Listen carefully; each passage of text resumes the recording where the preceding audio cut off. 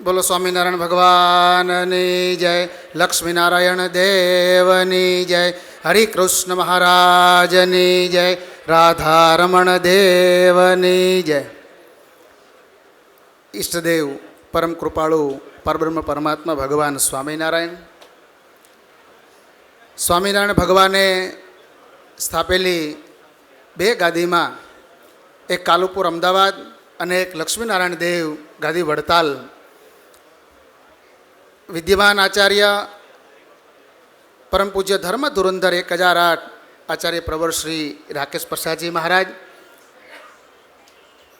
ગઈકાલની ઘર સભા અને અત્યારની કથાના વક્તા પૂજ્ય નિત્ય સ્વરૂપ દાસજી સ્વામી, વડતાલ ટેમ્પલ બોર્ડના ચેરમેન પૂજ્ય ડૉક્ટર સંતવલ્લભ દાસજી સ્વામી, કોઠારી સ્વામી પૂજ્ય દેવપ્રકાશ દાસજી સ્વામી, સત્સંગ મહાસભાના પ્રમુખ પૂજ્ય નવતમ પ્રકાશ દાસજી સ્વામી, પૂજ્ય બાપુ સ્વામી, પૂજ્ય નીલકંઠ સ્વામી, ઉપસ્થિત સૌ સંતો અને વાલા દરેક હરિભક્તોને ભાવથી જય સ્વામિનારાયણ.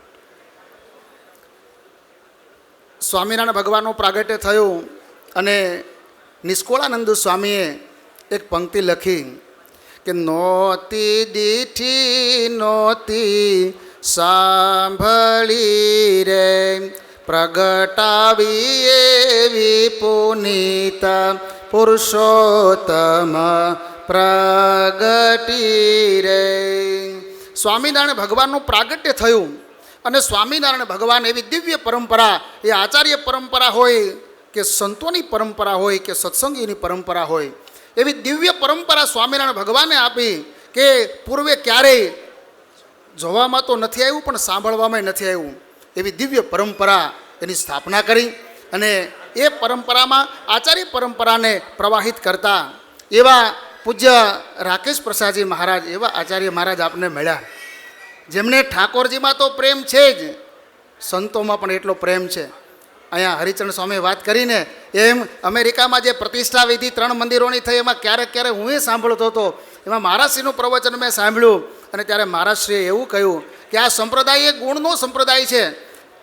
જેણે સ્વામિનારાયણ ભગવાનને કહેલી જે નિયમ પ્રમાણે સ્વામિનારાયણ ભગવાનની ગાદીના આચાર્ય પાસેથી દીક્ષા લીધી હોય, એ સાધુ 15 વર્ષનો હોય કે 95 વર્ષનો હોય, જેણે ભગવું કપડું પહેર્યું છે ને, એને ક્યારેય તમે સામાન્ય ન માનતા.